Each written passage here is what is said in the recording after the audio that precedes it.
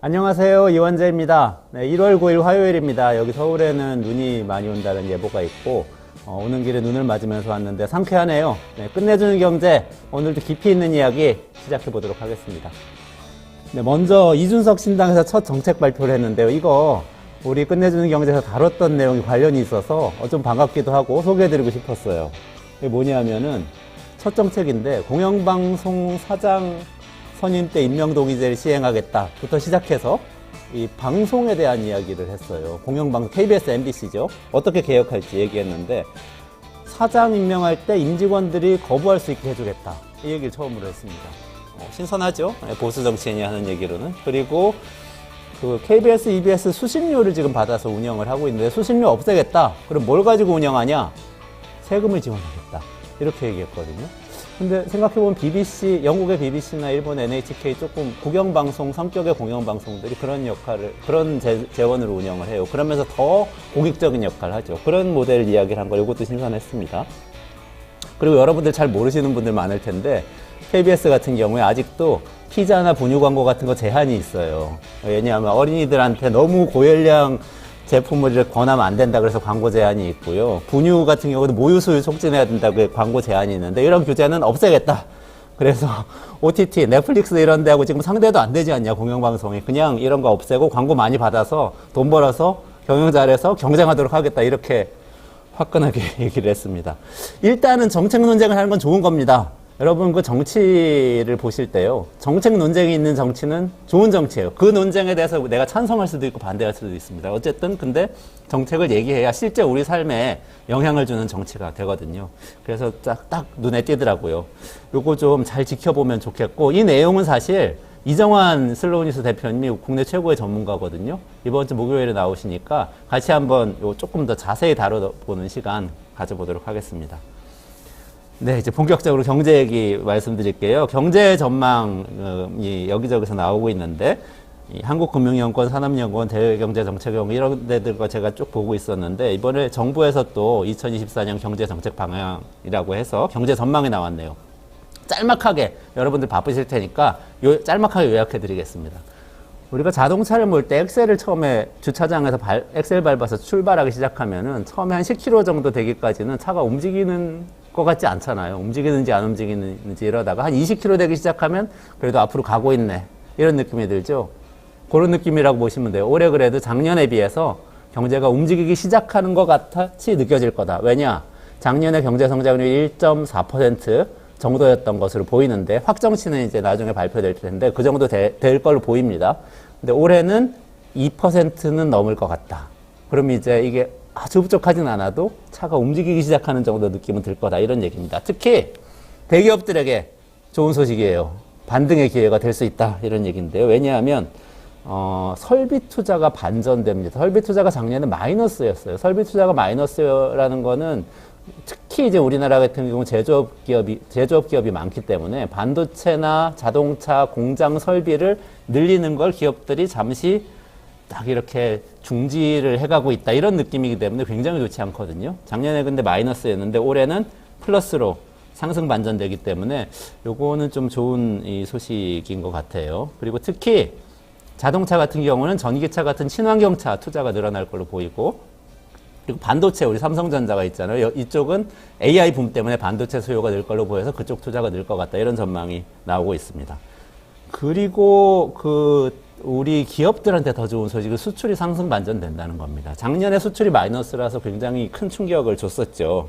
마이너스 7%까지 돼서 굉장히 이제 우리 수출이 이제는 끝난 거 아니냐 이런 극단적인 전망도 나오고 그랬는데, 그래도 다행히 올해는 플러스 8% 정도 나올 것으로 보입니다. 그러면 뭐 기업들한테는 굉장히 좋은 거예요. 그리고 또 미국 같은 경우에는 성장률이 수그러드는 전망인데요. 작년에 2%대 미국도 2% 중반대 정도 성장한 것 같은데 올해는 1%대로 이제 수그러듭니다. 그러면 이제 안 좋은 거 아니냐 생각하실 수도 있는데 꼭 그런 건 아니에요. 왜냐하면 미국은 그 경기가 너무 뜨거워서 계속 고금리 상태 유지했는데 성장률 낮아지면 저금리로 조금 갈 수 있는 또 핑계가 생기거든요. 그래서 금리를 차차 낮추지 않겠냐.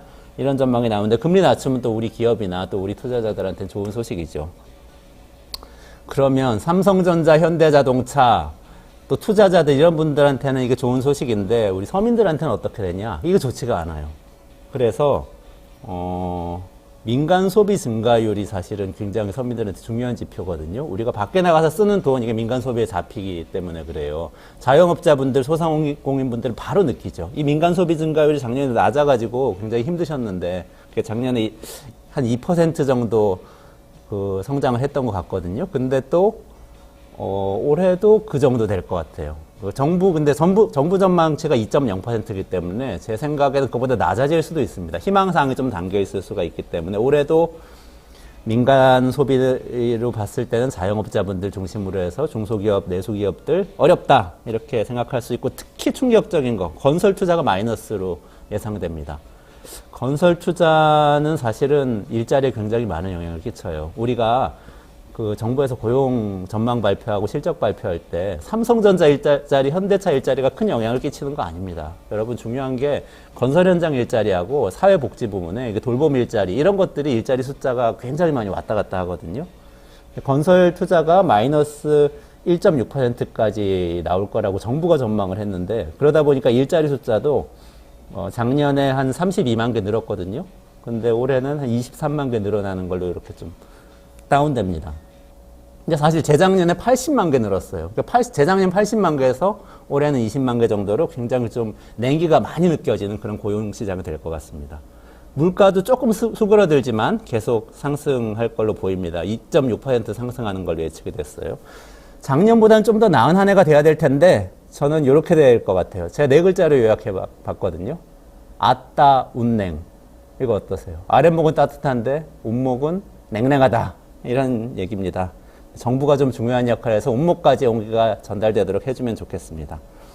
네, 마지막으로 이 소식 하나만 말씀드릴게요. CES 2024, 2023년 CES가 지금 그 미국의 라스베가스에서 우리 시각으로 9일 밤, 오늘 밤 시작됩니다. 가장 중요한 주제는 역시 압도적으로 인공지능입니다. AI.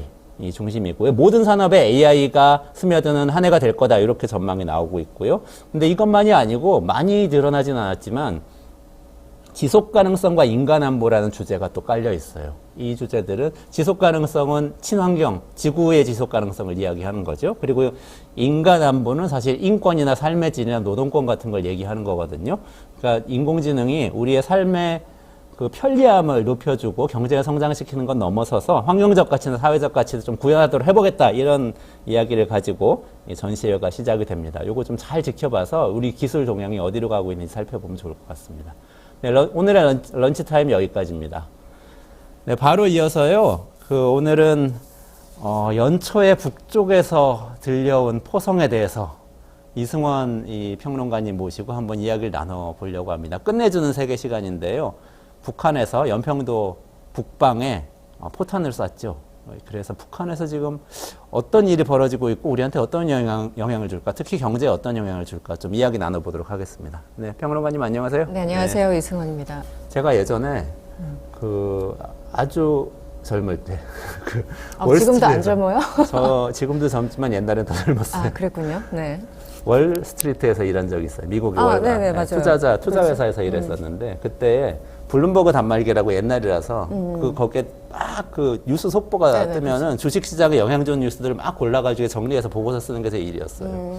근데 전 세계 뉴스가 다 나오는데 한국 뉴스가 여러 개 또 나오는데 그 중에 빨간 줄 쳐지는 뉴스들이 있거든요. 네. 그게 얼러트예요. 그래서 이거 진짜 중요한 뉴스고 이거는 꼭 보고해야 된다 이런 건데 그게 꼭 북한 얘기였어요. 북한에서 어떤 일이 일어나면 이 투자자들이 막 깜짝 놀라가지고 빨간색으로. 미사일도 쐈다, 뭐 등등. 미사일 쐈다. 그때는 핵 개발 조짐이 있다. 이런 거 있잖아요. 그렇죠. 김정은이 어떤 이번처럼 그때는 김정일이요. 어떤 발언을 했다. 이런 네네. 얘기들. 그래서 북쪽의 움직임이 굉장히 우리 경제에도 영향을 많이 미치는구나 그때 그렇죠. 느꼈어요. 네네네. 근데 올해도 연초부터 이렇게 연평도 북방에 포탄이 떨어졌다고 그래가지고 또 이게 어떻게 되는 건가 가슴이 철렁했어요. 걱정되죠. 네. 어떻게 보세요? 저 개인적으로는 이제 제가 2001년 신문사 입사해서 2002년부터 외교부 출입을 했거든요. 그래서 기자 생활 한 10년 동안 통일부 외교부를 한 3년 최소한 이상 출입을 했고 그때부터 어쨌든 남북관계 한반도 문제에 대해서 관심 있게 지켜본 1인으로서 지난해 윤석열 이제 헷갈리는군요. 재작년에 윤석열 정부가 등장하면서 제가 가장 우려했던 것은 2010년과 같은 정말 불행하고 불안한 상황이 재현되는 것은 아닌가라는 생각이 들었어요. 2010년 하면 대표적으로 뭐 천안함 연평도 사태가 일어났던 당시 이명박 정부 때였고 그때도 노무현 대통령에서 이명박 정부로 넘어오면서 굉장히 남북관계가 경색됐고 서로 말폭탄을 터뜨리면서 뭐 통신선 두절되고 이런 상황 아니었겠습니까? 그래서 저는 윤석열의 등장은 이명박의 등장 뭐 그 이상이라고 생각을 하고 특히 이제 남북관계에 있어서는 굉장히 좀 불안한 상황이 다시 재현되지 않을까라는 생각이 들었었거든요. 2022년 이제 대선 끝나고. 그런데 뭐 지난해 아시다시피 이제 9.19 군사합의 유일하게 한반도의 어떤 군사적인 그 완충적을 만들면서 나름대로 관리를 할 수 있도록 하는 그 추동 역할을 했던 그 군사합의가 어쨌든 파기가 됐죠. 지난해 9.19 군사합의가. 그러면서 뭐 북한은 이제 명분이 된 거죠. 본인들이 도발할 수 있는 명분이 된 거고 그게 올 초부터 바로 즉각적으로 이제 이렇게 데몬스트레이션을 한 것이 아닌가라는 생각이 듭니다. 네, 계속 위기를 고조시키고자 하는 이유가 있는 거죠. 네. 아니 저는 그 연초에 또 그 김여정 북한의 김여정이 담화문을 발표한 거 보고 정말 밑에 있다. 이거 근데 무슨 뜻이지 하고 생각해도 윤석열 대통령 칭찬합니다. 뭐 이런 제가 막 프린트 해가지고 왔어요. 네, 프린트까지 정말 해오셨네요. 입 가진 사람마다 비난을 퍼붓고 있지만 나는 찬양하고 싶다. 이 대상이 윤석열 대통령이잖아요. 그렇죠. 네.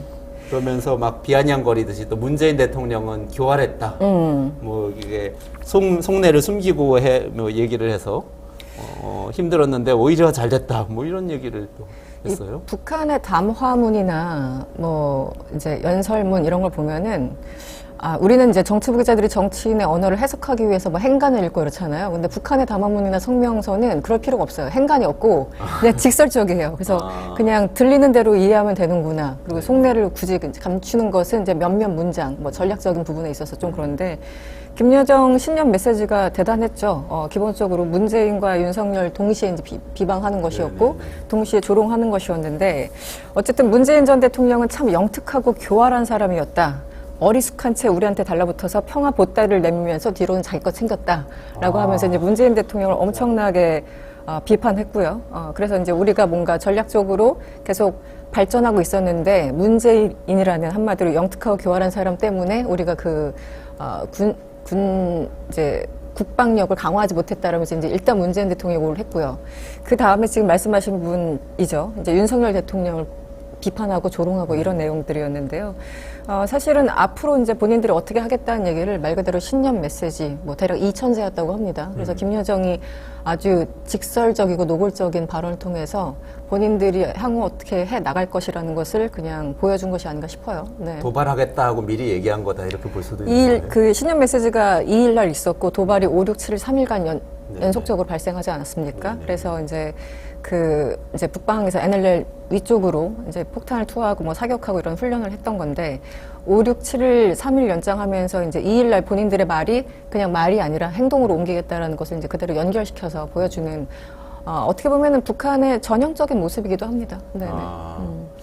그러면 만약에 지금 말씀하신 게 맞다면 네. 앞으로도 도발이 이어지고 진짜 아까 말씀하신 것처럼 2010년처럼 정말 불행한 사태죠. 그런 사태가 이어질 수도 있다. 이렇게 그렇죠. 보시는 건가요?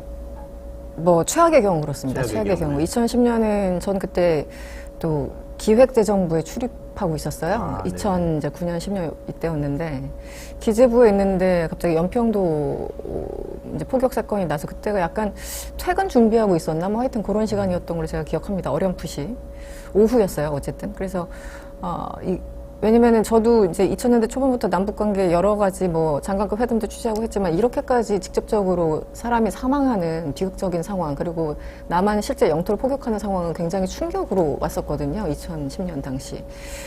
그런데 제가 이제 우려하는 것은 지난해 명시적으로 이제 9.19 군사합의가 무력화됐고 지난해부터 사실은 이제 하노이 노딜 이후겠죠. 2019년 이후에 김정은이나 북한 측에서 나오는 성명이나 이런 것들 보면은 이제 기본적으로 이제 본인들 핵 국가로 규정하고 사회주의 헌법에 못 박은 지도 이미 오래됐고요. 평화적으로 지역과 세계 평화를 위해서 핵을 잘 쓰겠다 뭐 이렇게 명시해 놨어요. 그리고 그 이제 행위를 쭉 이어오고 있는 거니까 일련의 흐름은 분명히 있는 겁니다. 근데 이제 이번에 왜 도발할까 이게 지금 궁금하신 거잖아요. 그렇죠. 네. 네.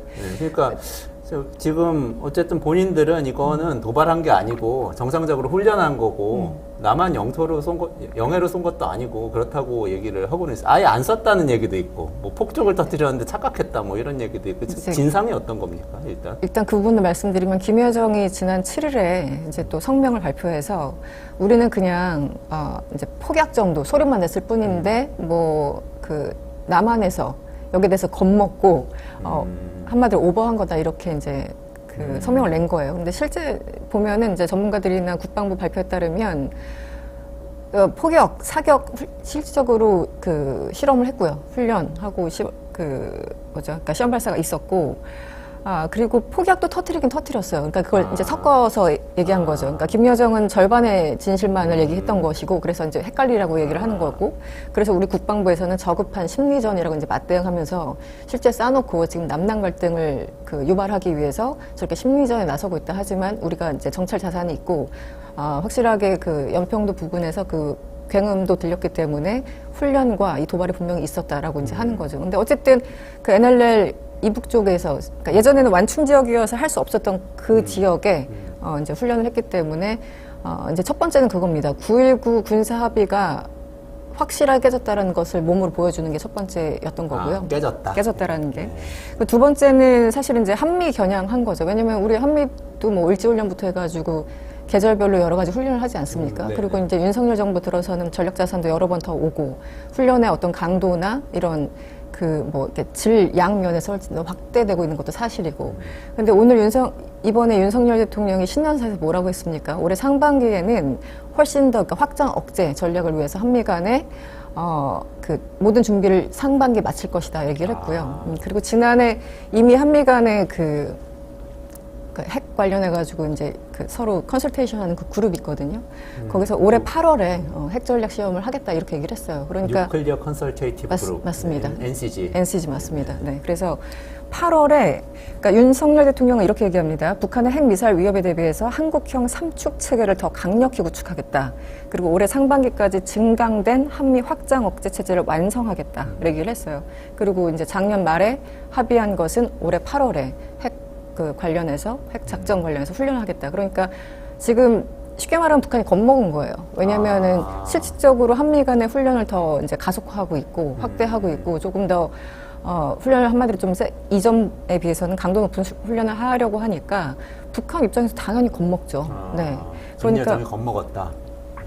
뭐 김정은부터 김여정까지 북한이 겁을 안 먹을 수는 없는 상황이죠. 왜냐하면 이제 한국에서 말폭탄뿐만 아니라 실제 훈련을 강화하고 있기 때문에. 그래서 이게 사실은 이렇게 섞여 있는 겁니다. 본인들도 거기에 대해서 대비하겠다. 왜냐면은 강대강으로 항상 남북 간은 치달을 수밖에 없는 거잖아요. 우리가 강하게 나간다고 북한이 한 번도 약하게 들어온 적이 없습니다. 그래서 김대중과 노무현 문재인 대통령 때 역으로 이명박과 박근혜 때 어떤 쪽이 말이 훨씬 더 강했습니까? 대북 정책에 있어서. 이명박과 박근혜가 그렇죠. 훨씬 더 강하게 발언을 하지 않았습니까? 네. 그런데 위기가 고조된 건 그때예요. 물론, 물론 이제 핵실험 6번 중에 4번 이제 오바마 시절에 하긴 했지만, 어쨌든 강력하게 대북 발언을 한다고 해서 소위 뭐 남으로 오라 뭐 이런 얘기도 했었죠. 박근혜 대통령 같은 경우는. 그런 발언을 한다고 해서 북한이 굽히고 들어온 적은 사실상 없습니다. 그럼 되게 냉정하게 판단을 해야 되는 것이고. 그런데 윤석열 대통령의 여러 가지 메시지 그리고 실제 한미 간의 훈련 이런 것들이 있으니까 이건 정말 진행하나 보다라고 생각을 할 수 있을 테고 그것이 또 하나의 명분이 되는 것이고. 그래서 북한은 겁도 먹을 거고요. 그러니까 중국과 또 러시아랑 더 협력할 수밖에 없는 이제 본인들의 상황을 인식하고 있는 것이고요. 그래서 여기에 대해서 이제 경고하는 메시지가 될 수 있겠죠. 1월 5, 6, 7월 이제 훈련을 연달아 진행했다라는 것은. 그리고 제가 보기에는 이제 세 번째로 항상 대선이나 총선 같이 정치적인 빅 이벤트가 있을 때 북한이 도발하고는 했었습니다. 그래서 2016년 총선을 앞두고도 그 당시 1월에 미사일 발사였나요? 2016년이면은 1월, 9월 해서 이제 핵실험을 했었던 걸로 제가 기억을 하고요. 이번에는 4월에 총선이 있고 11월에 미국 대선이 있잖아요. 그렇기 때문에 이제 빅 이벤트가 있을 때 이 사람들은 이제 본인들한테 주목도를 더 높이기 위해서 이렇게 도발하는 경우가 있기 때문에 이 세 가지가 이제 주변적인 거라면 마지막 그리고 어떻게 보면 가장 결정적인 거는 대내 결집용으로도 해석을 할 수가 있어요. 대내 결집용. 이제 북한 상황이 코로나 뭐 그 전부터 북한 상황이 좋은 적은 사실은 없었는데 네. 코로나 때 완전 봉쇄하지 않았습니까? 전 사회를. 그리고 그 이후에도 이제 회복이 잘 안 되고 있고 경제가 어렵다고 하고 뭐 굉장히 이제 하루 삼시세끼 해결하는 거 거의 불가능한 지역도 굉장히 많다고 하고 여러 가지 보도들이 나오고 있습니다. 그런데 그런 상황에서 김정은 같은 경우는 그러니까 지금 역할 분담을 하고 있어요. 김정은은 이제 지난 12월 뭐 전원회의나 이런 것들 통해서 좀 세련되게 얘기를 하고 우리가 이제 국방력을 더 강화하겠다. 그래서 핵 자위권을 갖겠다. 안보를 더 튼튼하겠다. 이런 얘기하고 또 경제 얘기하고 김여정은 이제 나와가지고 훨씬 이제 저급한 언어로 계속 이제 비판을 쏟아보고 해서 약간 역할 분담을 하는 것도 맞고요. 이제 이런 상황을 통해서 보여주는 겁니다. 지금 우리가 외세의 이 압박에 정말 견뎌야 되고 준비해야 되기 때문에 경제가 조금 어려워도 참아달라 이런 거겠죠. 이제 뉘앙스는. 그러니까 대내 결집용으로 이렇게 더 대외적으로는 더 강력하게 발언을 하고 실제 훈련으로까지 그러니까 행동으로까지 이어지는 것이 아닌가라는 생각이 듭니다. 네. 그렇군요. 그래서 재미있었던 게 이제 조선중앙TV라고 북한 주민들이 보는 이제 용도의 매체가 있고 이제 뭐 노동신문 이렇게 여러 가지 있는데 그 조선중앙TV는 북한 주민들이 보는 겁니다. 근데 여기에 그 한미일 정상회담 그러니까 캠프 데이비드에서 기시다 총리랑 윤석열 대통령이랑 바이든 대통령이 악수하는 장면 이런 거 있잖아요. 이런 영상이나 사진을 그대로 올렸어요. 그래요? 네. 그런 것만 감추지 않나요? 네. 그래서 그러니까 나만이 잘 사는 꼴을 못 보기 때문에 나만의 어떤 뭐 이렇게 뭐 발전된 모습이랄까 이런 거 절대 노출을 시키지 않지 않습니까? 그런데 이번에 한반도에 예를 들어 전략 핵 잠수함이나 하여튼 여러 가지 무기들이 지금 들어오고 있다. 뭐 이런 영상, 사진 그리고 지금 워싱턴에서 이런 일이 벌어지고 있다는 영상, 사진을 일부러 북한 주민들한테 보여준 겁니다. 네, 그러면서 이제 김정은이 그 앞에서 우리가 왜 이런 것들을 해야 되는지, 우리가 무엇을 할 것인지를 쭉 설명을 했어요. 그러니까 이 자체도 굉장히 조금 이례적이라고 볼 수 있겠죠. 그러니까 여러 가지 상황이 지금 다 이례적입니다. 네. 그러니까 대내적으로는 한미일이 손을 잡고 저렇게 훈련을 점점 강화하면서 우리를 조여오고 있다. 그렇죠. 이렇게 그래서 우리가 단결해서 막아내야 한다. 이렇게 이야기하고 있다는 얘기네요. 어려운 시절을 또 견뎌내야 된다. 근데 그 레토릭은 뭐 아버지 김정일 때부터 있었던 건데 이제 결국에 반복되는 거죠. 상황이 개선되지 않으면 과거의 레토릭을 반복할 수밖에 없는 게 또 이제 북한의 운명이기도 하죠. 그렇군요. 조선중앙TV 얘기까지 들으니까 아주 다각도로 알 수가 있겠는데요. 저는 근데 사실은 이번에 저거 뭐라고 해야 돼? 김여정의 편지. 이 편지를 보면서 사실 이런 생각을 했어요. 2019년이죠. 우리 하노이 회담 하려고 했던 게, 문재인 대통령하고 트럼프 당시 미국 대통령하고 김정은이 기차 타고 쭉 북한에서부터 베트남 하노이까지 갔을 때, 회담이 깨졌을 때, 그 남매가 마음의 상처가 굉장히 컸나 보다. 당연하죠. 그래서 그 마음의 상처가 이런 식으로 드러나고 이게 만약에 진심이라고 그러면은 극복하기 어렵지 않나 이런 생각을 저는 했는데, 근데 또 한쪽에서는 분석이 그때도 뭐 핵 가지고 뭐 막 과시하다가 결국은 미국 끌어들여서 협상으로 뭐 얻어내려고 한 거 아니냐, 이번에도 그런 이유로 도발하는 거 아니냐, 이런 분석도 있고, 어떤 게 쪽이 맞는 거예요? 보통 이제 정세현 전 통일부 장관이 이렇게 남북 관계를 한 30년, 40년 관찰하고 실제 북한과 대화도 하고 협상도 해본 그런 분들, 그냥 멀리서 지켜본 분들 말고요. 실제 북한 사람들과 말을 섞어보고 협상해본 그런 전문가들이 보기에는 어쨌든 이 자체가, 그러니까 우리를 한번 좀 봐줘. 우리 여기 있어. 그리고 이제 대화 테이블을 우리가 원하는 조건에서 마련해.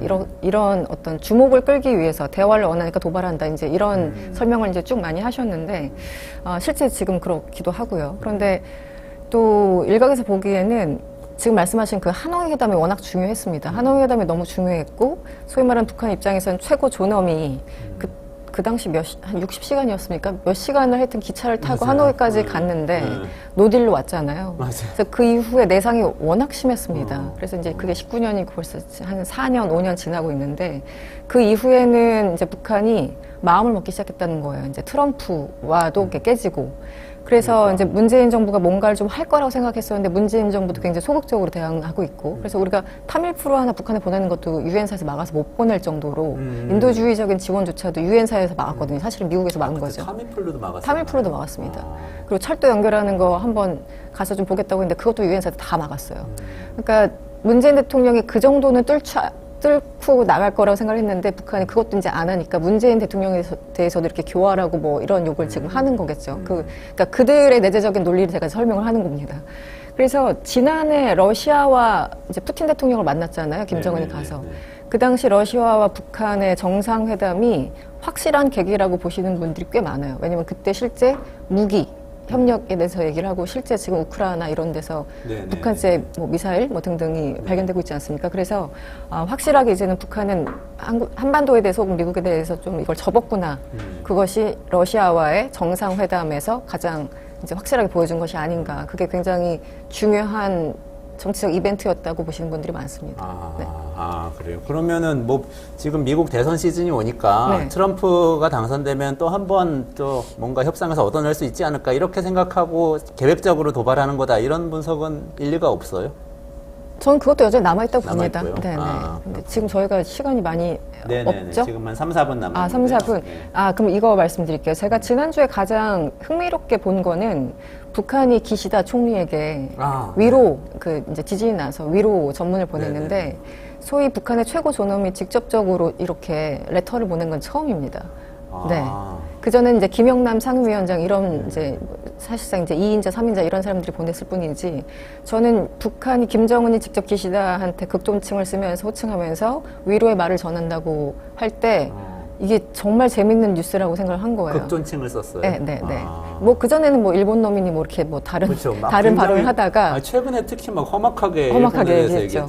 근데 이번에는 어쨌든 이거는 위로하는 편지니까 그 얘기는 11월에 혹시 트럼프가 될 수도 있고 기시다는 지난 5월에 전제 조건 없이 북일 간의 정상회담을 하자고 이미 던져놓은 상황이고 그래서 이제 올해 말을 보는 거죠. 만약에 트럼프와 기시다 지금 뭐 지지율이 20% 밑으로 떨어졌다고 하지만 어쨌든 일본과 미국하고 손을 잡고 우리한테 약간의 그 생존할 길이 있을 거라고 어느 정도는 생각을 하고 있을 거라고 생각해서 그 맥락에서 저는 이 위로의 편지를 보냈다고 저는 봐요. 그 얘기는 이제 남한 완전히 배제하고 돈이 될 일본과 전략적으로 우리한테 뭔가 베네핏을 줄 트럼프를 잡겠다라는 어떤 상상, 희망적인 사고를 하는 것이 아닌가. 그래서 약간 그 디딤돌을 놓는 거죠.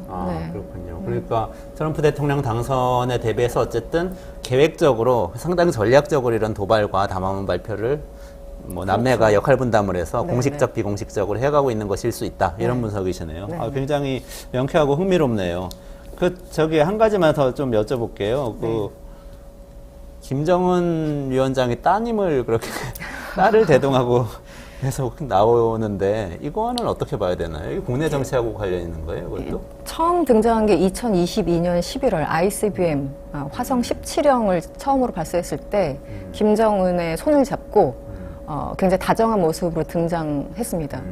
딸을 화성 17형 발사하는 그 현장에 데리고 온다는 것 자체가 우리 이제 민주시민 입장에서는 굉장히 상식적으로 이해가 안 가죠. 그 얘기는 그래서 통일부가 최근에 발표한 거 20 몇 차례 중에 19번이 다 군사 현장에 김주애를 데리고 왔고 지난 7일에 닭 농장이 갔어요. 그게 이제 경제까지 확대되는 거죠. 우리 군사에서 경제로 중요한 데를 다 가는 거죠. 그런 거죠. 이제 그 전에는 군사적으로 그래서 이 다음 세대가 우리를 더 튼튼하게 이제 4대 승계가 되는 거니까 계승이 되는 거니까 그래서 김주애를 이제 띄우다가 이제는 경제 활동까지 영역을 넓히고 있고 그리고 칭호도 뭐 존경하는 자제분이 아니라 이제 샛별이라는 단어가 등장합니다. 샛별. 샛별은 이제 김정일이 이제 2008년 뇌졸중으로 쓰러지고 2009년에 처음으로 등장했는데 대중 앞에 그때도 이제 존경하는 뭐 어쩌다가 나중에 보니까 새별까지 갔거든요. 그러니까 샛별이라는 단어가 나오는 순간 그 사람은 후계자라고 생각하는 게 크게 무리가 없다라는 게 또 북한에서 이제 탈북민이나 이런 분들의 얘기예요. 그래서 존경하는 자제분에서 최근에 조선의 샛별 여장군으로 호칭이 바뀌었고요. 그래서 이제 태영호 지금 현직인가요? 태영호 의원이? 사실이라면 북한 내부 사정이 심각한 것 같다라면서 그럼 후계 구도가 진짜 둘째 딸로 가는 게 아니냐. 첫째 아들이 있고 그다음에 네네네. 김주혜가 있고 셋째가 성별불상이 하여튼 3명의 자녀가 있는 걸로 알려졌어요. 네네. 국정원에 따르면. 네. 그런데 지금 이제 둘째, 특히 이제 여성, 북한 좀 보수적이잖아요. 네네. 그런데 그러니까 딸한테 이걸 승계를 한다 이게 좀 이상할 수 있는데 그래서 이제 여러 가지 설들이 나오고 있습니다. 이제 김정은도 어쨌든 셋째 아들이었으니까 뭐 지금 첫째 아들이 뭐 아픈 거 아니냐 뭐 이런 얘기부터 해가지고 뭐 김주혜가 가장 외모가 훌륭해서 나온 거 아니냐 또 어떤 외신들은 또 그렇게 엉뚱하게 짚고 뭐가 있고 훌륭해요? 외모가 훌륭해서 그래서 아니 이런 해석은 어디서 나오는 뭐 거지? 어린애한테 그래서 그거는 외신의 뭐 어디였죠? 하여튼 어떤 외신에서 그렇게 황당하게 네, 그런 분석도 있었는데요. 지금은 아직 너무 어리니까 조금 봐야 되겠지만 호칭의 변화라는 건 굉장히 큰 의미가 있거든요. 북한 사회에서는. 아주 일찍부터 후계 구도를 그리고 있다. 네, 왜냐면은 김정은이 처음에 김정일이 2011년 12월에 간 다음에 너무 힘들었거든요. 네. 아니 저 어린 놈이 죄송합니다. 어린 아이가 와가지고 이 북한을 통치하겠다는 해가지고 많은 사람들이 굉장히 조금 그 불안한 시선으로 봤던 것도 사실이고 그래서 굉장히 세게 통치했던 것도 사실이고 그래서 아마 그 자기의 그 경험이 있기 때문에 김주혜를 조금 더 일찍 노출시키려는 것은 아니냐 그래서 후계자 수업을 받게 하려는 것은 아니냐라는 분석도 함께 나오고 있습니다. 아, 그렇군요. 한 가지만 더 박제를 위해서 트럼프 전 대통령이 혹시 당선되면은 북핵 네. 용인하고 그냥 핵 보유 국가로 인정해 줄 거란 얘기가 있었어요. 그 어떻게 될 걸로 보세요? 그 1년 뒤쯤에 혹시라도 트럼프가 당선되면 다시 꺼내보고 맞았는지 틀렸는지 검증해 우리가 보겠습니다. 뭐 인팩트, 뭐 사실상 뭐 이런 건 네. 하지만 공식적으로 인정할 수 있는 미국의 대통령은 없을 겁니다. 예, 예. 그 뭐 사실상 그것을 맥락에 깔고 협상을 어떻게 할 수는 있겠지만 아무리 공화당의 비주류의 대통령이라 하더라도 이제는 뭐 주류죠. 아무리 트럼프라고 하더라도 그것을 공식적으로 인정하지는 않을 겁니다. 하지만 이미 지난 싱가포르 회담이나 아니면 하노이 회담 때 이미 핵에 있다라는 것을 전제하고 그런 이제 얘기들을 했던 거잖아요. 그래서 사실상 그렇더라고 하더라도 공식 문서, 뭐 NPT 상에 뭐 등등 그리고 핵 보유국으로 인정한다는 거는 미국의 어떤 정치적인 맥락에서 봤을 때도 제가 보기엔 상당히 힘든 상황 아닌가 싶습니다. 네. 이걸 박제한다고요, 지금 이 부분을? 11월에. 아니, 그 북한 문제 언제부터 관심 가지셨었죠? 너무 명쾌하게 설명 잘해 주셔서. 저 2002년 외교부 출입하면서 의도하지 않게 억지로 관심을 갖게 된 상황이죠. 취재하라고 하니까 그냥 이게 뭐예요? 이러면서 시작된 게 20년이 넘었어요. 네. 23년 차네요, 23년 이제. 정도 23년 차 됐네요. 네. 북한 전문가께서 분석하신 연평도 포격 사건의 연평도 북방 포격 사건에 대한 분석하고요. 북한의 후계 구도 이야기까지 흥미로운 이야기 오늘 나눠봤습니다. 네. 이승훈 평론가님도 다음 주에 봬요. 네, 고맙습니다. 네, 고맙습니다.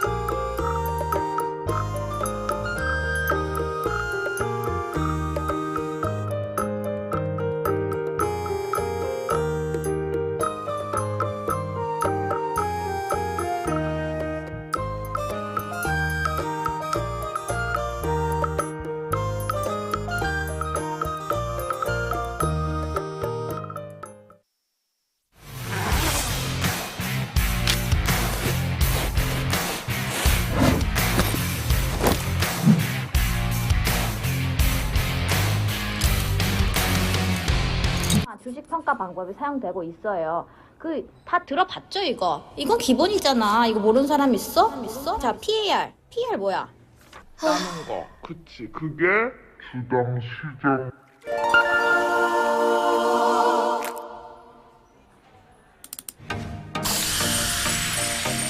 걱정 마세요.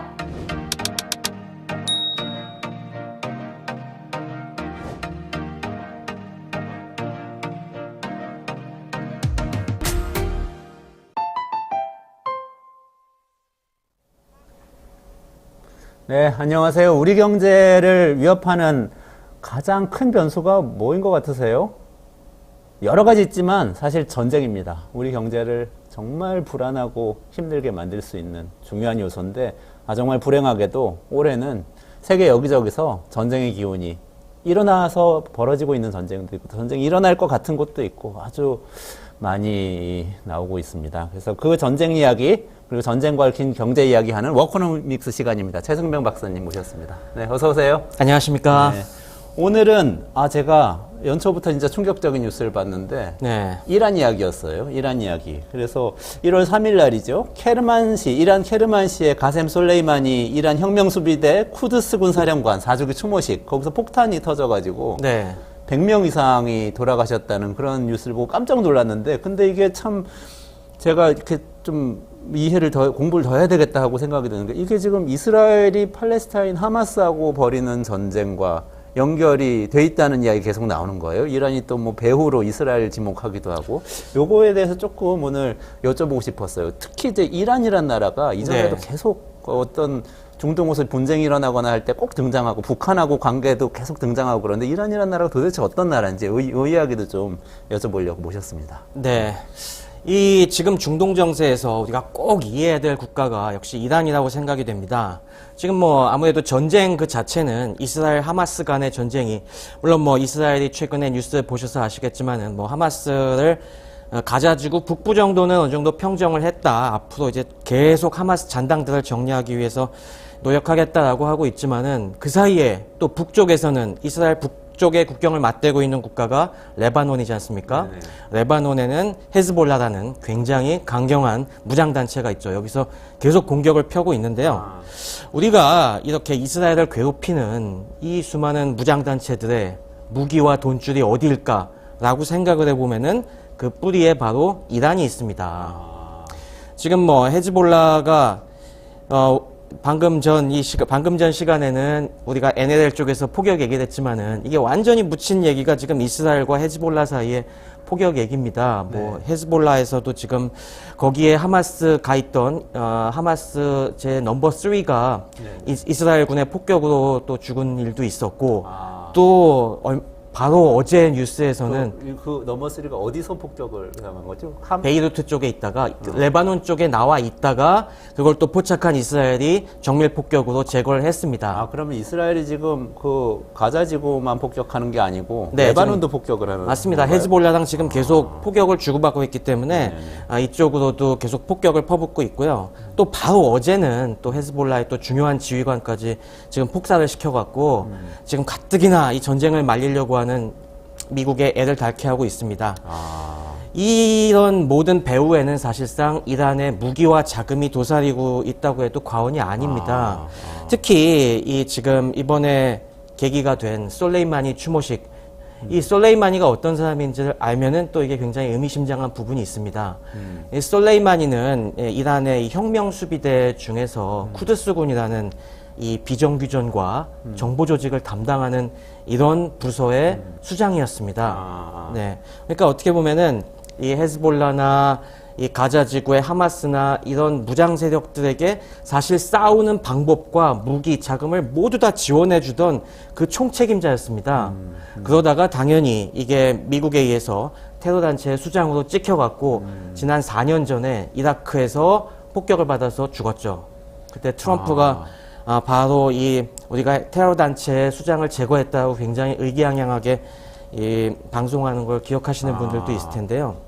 그게 4년 전. 네, 그게 4년 트럼프가 전 대통령일 때, 미국 대통령일 때. 아주 미국이 공헌을 하고 이제 제거한 그런 인물인데 그런 인물의 추도식에서 또 이런 대형 폭발 사고가 난 것 때문에 처음엔 도대체 이게 누구 소행이냐 이 굉장한 이 뉴스거리였죠. 그러니까 정리하자면 솔레이마니는 이란 사실은 그 하마스하고 헤즈볼라를 포함해서 이스라엘을 괴롭히는 많은 무장단체를 지원하는 이란의 일종의 이 군사적인 영웅, 지도자 맞습니다. 그런 사람뿐인데 미국의 공격으로 폭사했고 4년 전에 네. 그 사람의 추모식에 그렇게 많은 인파가 모였는데 거기서 또 폭탄이 터졌다. 맞습니다.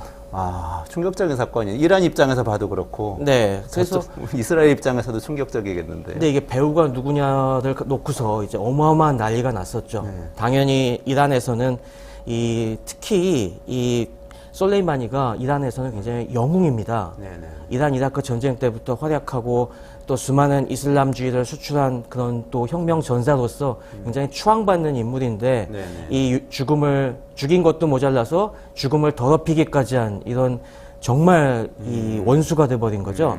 그래서 초반에는 이 범인을 놓고서 굉장히 설왕설래가 있었습니다. 아무도 자기가 했다고는 안 했어요.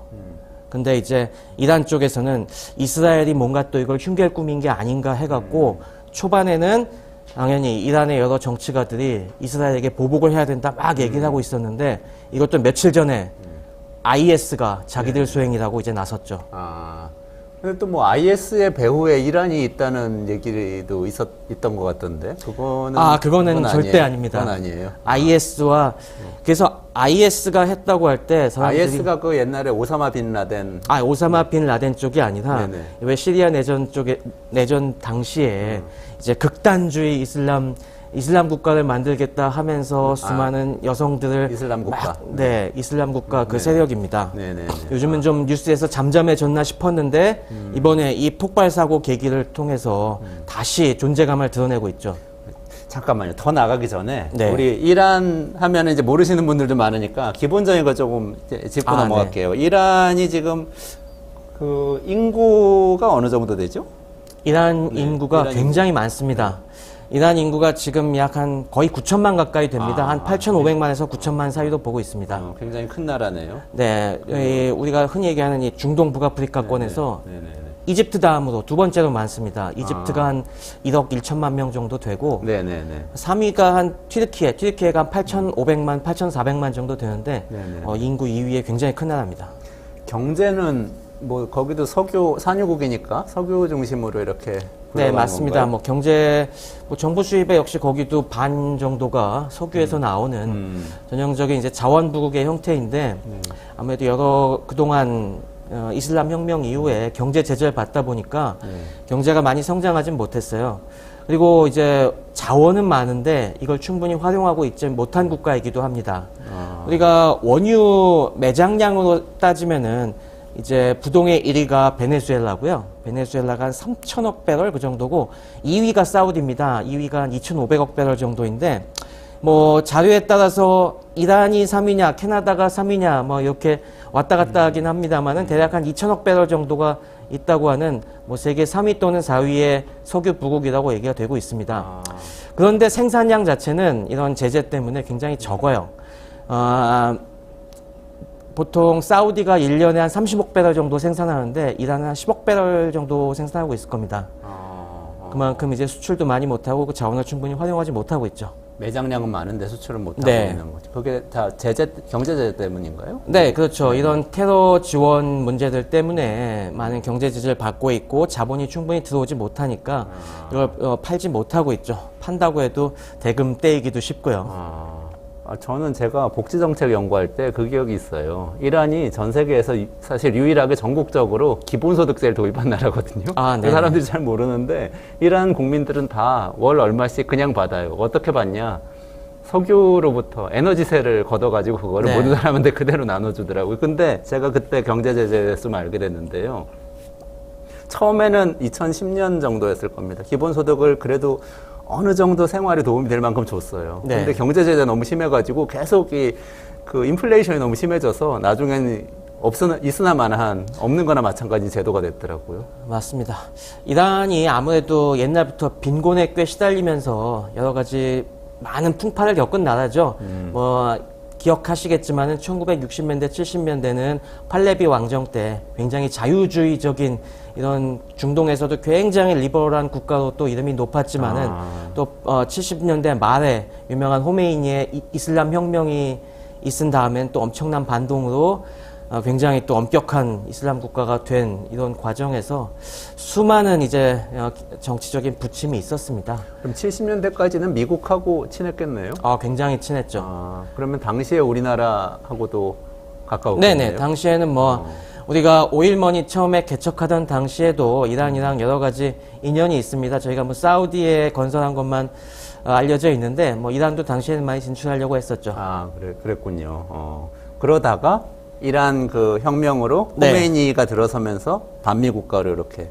바뀌게 된 거죠. 강성 반미 국가가 되면서 물론 그래도 우리가 관계는 이어갔습니다만은 그렇게 뭐 아주 끈끈하게 가진 못했죠.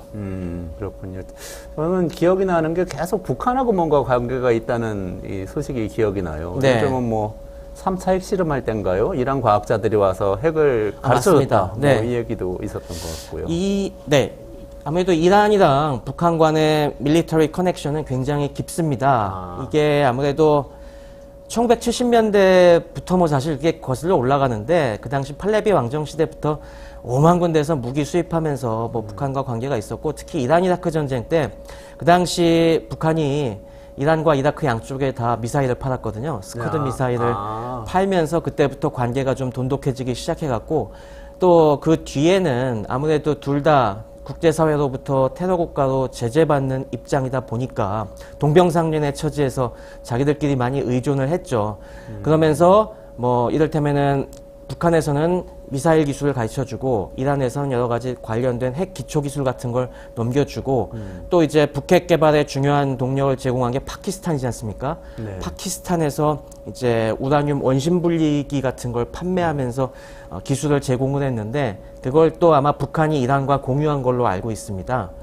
그래서 북핵 개발 그리고 물론 이란은 아직 핵무기 개발에 성공하지 못했습니다만은 그 양국의 개발에 굉장한 커넥션이 있었던 걸로 알려지고 있습니다. 아, 그렇군요. 그러면은 왠지 우리나라하고는 이렇게 좋은 관계가 아닐 수밖에 없을 것 같은 느낌은 드네요. 하지만은 뭐 우리와 이란과의 경제적 관계도 만만치가 않습니다. 이 최근엔 제재 때문에 좀 줄긴 했습니다만은 좀 제재가 풀릴 지난 뭐 몇 년 전만 해도 우리나라 원유 수입의 한 10% 정도가 이란에서 왔거든요. 네, 꽤 많은 양이죠. 원유의 10%면 굉장히 크네요. 네. 그러면 우리한테도 굉장히 중요한 이 경제 파트너라고 볼 수도 있는 그렇지만 제재 때문에 쉽게 이렇게 거래하기는 어려운 이런 상대라고 봐야 되나요? 그리고 또 북한 때문에도 약간 꺼림직하고. 그렇군요. 근데 이 이란이라는 나라가 그래도 경제 때문에 자기들도 경제가 어려운데 헤즈볼라나 이런 하마스나 이런 것들을 도울 수 있는 그 힘은 어디서 나오는 건가요? 무기를 뭐 도와준다고 아까 그러셨는데. 네, 뭐 그래도 기본적으로 오일머니가 있으니까 여기도 마찬가지로 이란의 원유를 많이 사주는 나라가 중국이거든요. 중국 같은 데서 계속 팔면서 들어오는 오일머니가 어느 정도는 있고 또 역시 이런 무장단체들을 지원해 주는 데는 종교적인 이유가 굉장히 크죠. 이 헤즈볼라 같은 경우가 우리가 중요하게 생각해야 될 게 바로 시아파 무장단체입니다. 시아파. 네. 이슬람권은 크게 보면은 다들 아시겠지만은 순니파와 시아파가 있지 않습니까? 순니파가 다수이지만은 이란이 독특한 국가인 것이 시아파가 절대 다수죠. 95% 정도. 우리가 이란은 보시면 페르시아 옛날엔 저희가 페르시아 제국이었지 않습니까? 그래서 페르시아인들이 많기는 하지만은 물론 뭐 다른 민족들도 많이 섞여 있는 국가이고요. 근데 종교적으로는 시아파가 절대 다수입니다. 이 시아파와 순니파는 이슬람의 역사를 공부해 보면 아시겠지만은 벌써 7세기 그 당시부터 뭐 철천지 원수 아니겠습니까? 그러다 보니까 이제 종교적으로 봤을 때 다른 이슬람 국가들과 쉽게 동화되기 어려운 부분들이 있죠. 근데 이 무장단체들 상당수가 시아파 무장단체들이에요. 헤즈볼라가 그렇고 후티 반군 쪽이 그렇고. 후티 반군은 어느 나라죠? 예멘 쪽에. 예멘의 반군. 네, 후티 반군도 이제 시아파고. 그러다 보니까 이 이란 같은 경우는 우리가 저 순니파에게 탄압받는 시아파의 종주국으로서 우리가 너네를 지원해줘야겠다. 우리가 좀 어렵긴 하지만은 우리가 큰 형님이잖아. 그래갖고 많이 지원을 해줍니다.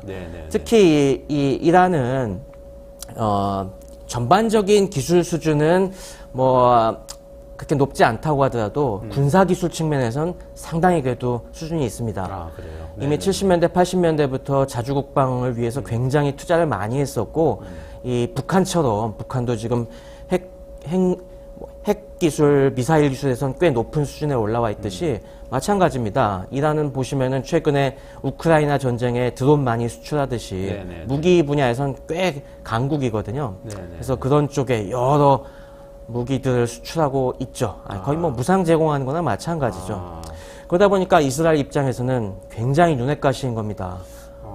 원래부터 또 이슬람주의의 큰 모토 중에 하나가 반시온주의지 않습니까? 네네네. 반이슬람이 강한데 그래서 지금 폭격의 범위가 점점 넓어지고 있어요. 지금 이 시리아를 통해서 가자 지구는 고립되어 있기 때문에 무기를 집어넣기가 굉장히 어려워서 그냥 도면 같은 것만 넘기는데 헤즈볼라로는 직접 무기를 보내고 있거든요. 이란에서요. 네, 이란에서 어차피 이라크는 걔들이 쉽게 통과하니까 이라크 시리아를 통해서 얘들이 지금 헤즈볼라에 무기를 보내고 있습니다. 네. 그래서 이스라엘이 최근에는 시리아 지역까지 폭격을 하고 있어요. 시리아 지역까지요? 네, 시리아 지역에 그 수송 차량들을 포착을 해갖고 그것까지 폭격하는 이런 좀 대담함을 보이고 있습니다. 지금 이게 큰 틀에서 보면 그러면 지금 정리가 필요한 것 같아요. 이스라엘이 있고 이스라엘의 시온주의자들이 굉장히 강경파고 이들이 주도해서 폭격을 계속 막 하고 있는 거잖아요. 그리고 네. 팔레스타인 쪽에서는 우리가 들은 뉴스는 이제 하마스가 이스라엘을 공격했던 거고, 네. 근데 헤즈볼라는 하마스하고 같은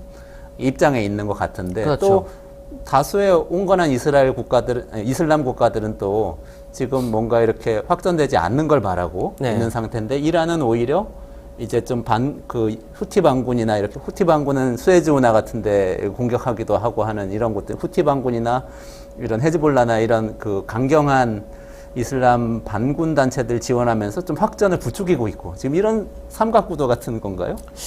그 이스라엘과 직접적으로 충돌은 안 합니다만은 이란이 아무래도 이란도 전면전까지는 부담스러우니까 하지만 그런 반 이스라엘 세력들을 꾸준히 배후에서 지원해주고 있다는 아주 강한 의심을 받고 있죠.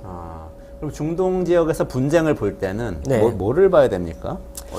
이렇게 구도를 보면서 이게 이해를 해야지 좀 빠를 것 같은데. 네, 중동 지역에서는 기본적으로 몇 가지의 분쟁 축이 있습니다. 지금 보시면은 방금도 얘기 나왔지만은 이 이슬람권도 같은 이슬람권이 아닙니다. 시아파와 수니파 진영이 좀 다르죠, 이해관계가. 이슬람 아무래도 이란 같은 경우는 시아파의 종주국으로서 이 여러 시아파 소수 무장 세력들을 지원해주는 맏형 역할을 하면서 계속 그런 쪽들에 부추기고 있고, 그리고 순니파의 대표적인 국가들은 역시 사우디아라비아가 있죠. 사우디아라비아는 오히려 최근에 여러 가지 빈살만이 자기네 포스트 석유 시대를 준비하기 위해서 이스라엘과도 평화를 막 얘기하고 이제 좀 가까워지려고 하니까 이게 또 마음에 안 드는 이란이 또 부추기고 있는 그런 갈등의 축이 하나가 있고요. 그 다음에 역시 또 하나의 큰 축은 하지만 전반적으로는 반 이스라엘 정서를 많은 이슬람권들이 공유하고 있다. 그러니까 반 이스라엘과 이 다른 이슬람 간 아랍 이슬람 간의 그 전선이 있고 그렇지만은 이슬람 안에서도 이 시아파와 수니파 간의 이 물과 기름과 같은 이런 전선들이 있고 기본적으로 여기에다가 또 반미주의가 얽혀 있죠. 그리고 또 미국이 마음에 들지 않는 또 그런 것들인데 이것도 온도 차이가 있고 최근에는 그 갈등을 이용을 해서 러시아나 중국이나 이런 또 외부 국가들이 이쪽에 힘을 실어줬다가 저쪽에 힘을 실어줬다가 이렇게 그 세력 균형을 뒤흔들고 있죠.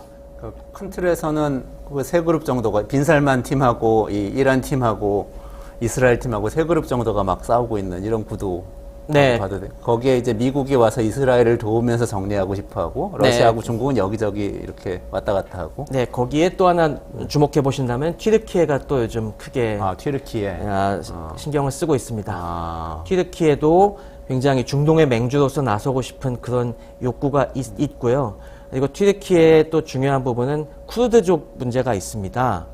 그래서 이것까지 얘기하면 굉장히 복잡한 문제긴 한데 쿠르드족 문제 같은 경우는 나중에 또 깊이 말씀드리도록 하겠습니다. 네, 알겠습니다. 어쨌든 뭐 3개 정도 그룹이 있는데 그중에 이란이 한 그룹의 종주국 역할을 지금 하고 있다. 그럼 지금 아까 반군들 있잖아요. 네. 그 하마스 반군 같은 경우는 가자 지구 내에서는 정권을 갖고 있지 않습니까? 근데 뭐 후티 반군이나 헤즈볼라나 이런 데는 그 국가 내에서의 위상은 어때요? 후티 반군 원래 사실 예멘은 북예멘, 남예멘 이렇게 나눠져 있다가 어거지로 통일을 했는데 지금 거의 뭐 다시 반으로 쪼개진 상황이다 보니까 단순히 소수파가 아니라 그래도 뭐 거의 국가에 준할 정도의 큰 세력이라고 보시면 되고요. 헤즈볼라도 마찬가지입니다. 헤즈볼라는 레바논의 경우에는 크게 보면은 3가지 거기도 세력이 있거든요. 일단은 이런 시아파 이슬람이 있고 순니파 이슬람이 있고 또 기독교 세력이 있지 않습니까? 거기는 마론파, 카톨릭 계열이라고, 카톨릭 계열이죠. 이 세 정파가 있는데 그 중에 시아파 쪽이 굉장히 세력이 큽니다. 거의 여당이나 마찬가지죠.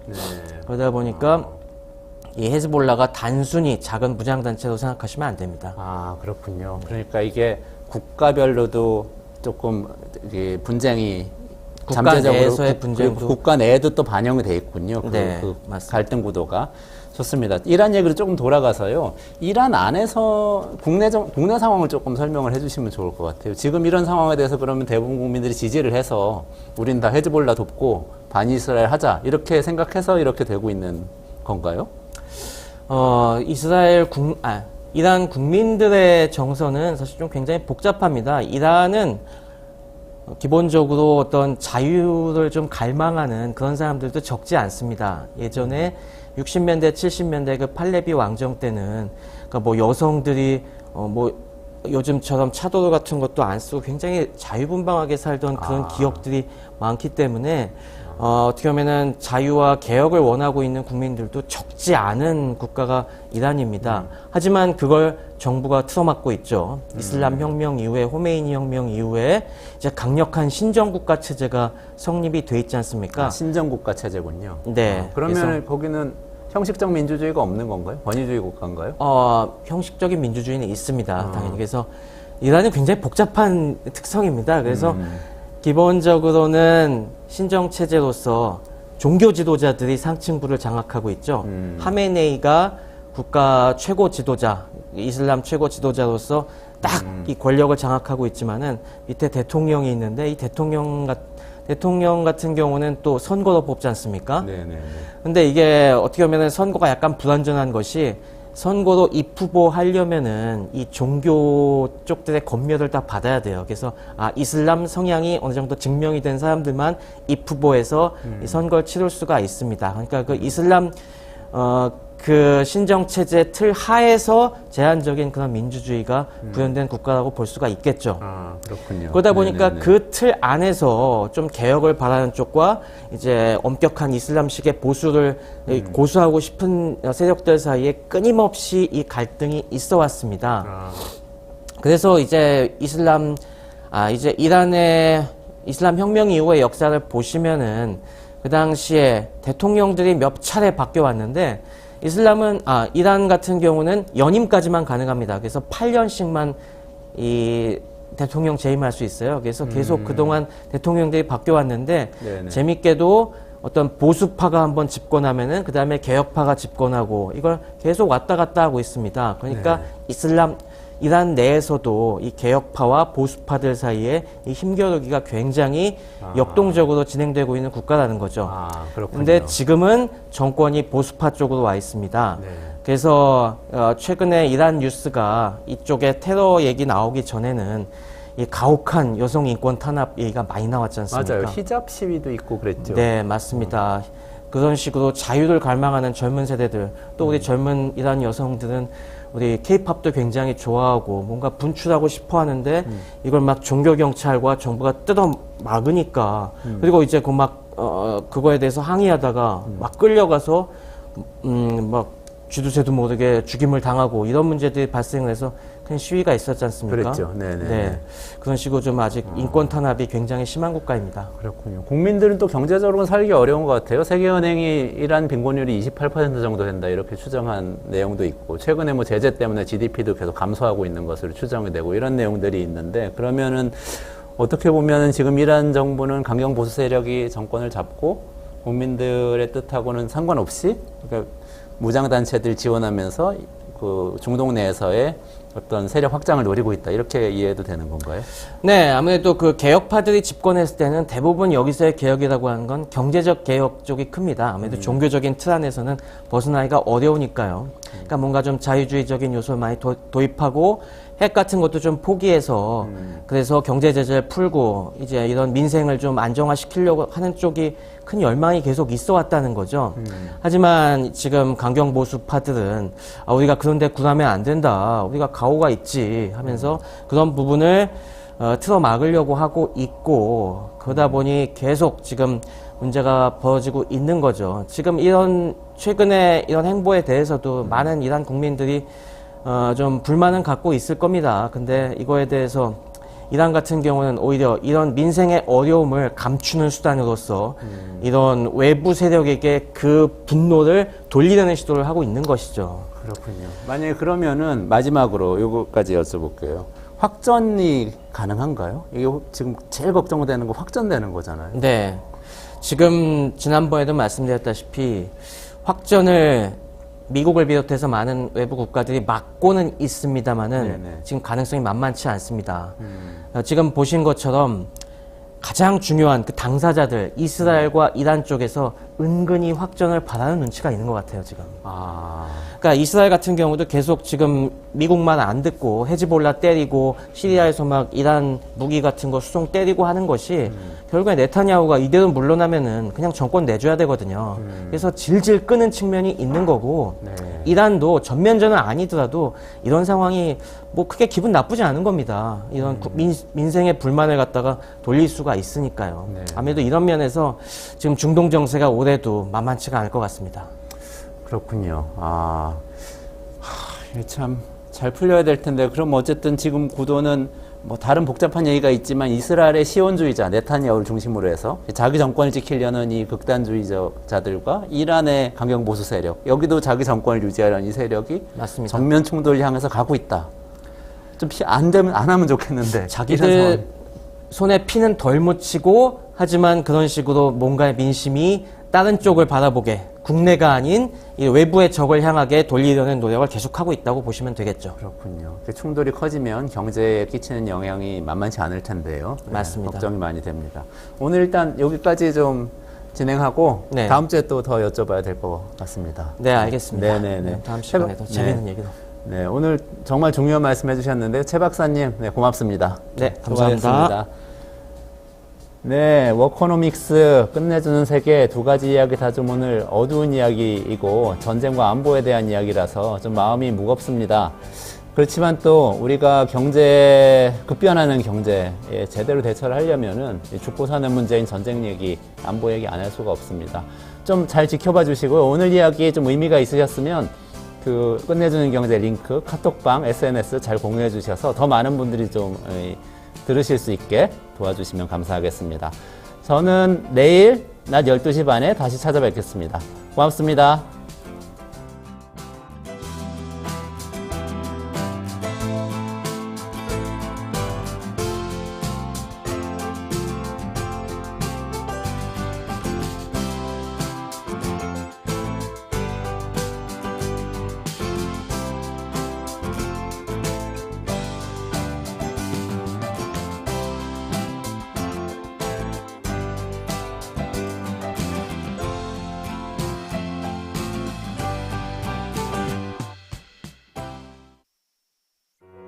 우리 아이 재단에서 뜻을 함께할 정기 후원자분들을 기다립니다. 우리 아이 재단은 한반도 어린이를 위한 재단입니다. 배고픈 어린이들에게 영양 가득한 국수를 보내고 영유아 자폐 조기 검사 지원, 베이비박스의 이유식 정기 배달, 중증장애 미취학 아동들을 지원하고 있습니다. 따뜻한 손길을 이어주는 분들께 우리 아이 팔찌와 감사 선물을 드립니다. 지속적인 지원을 통해 더 많은 어린이들에게 도움을 줄 수 있도록 정기 후원자가 되어주세요. 후원 문의 02-2128-3344, 2128-3344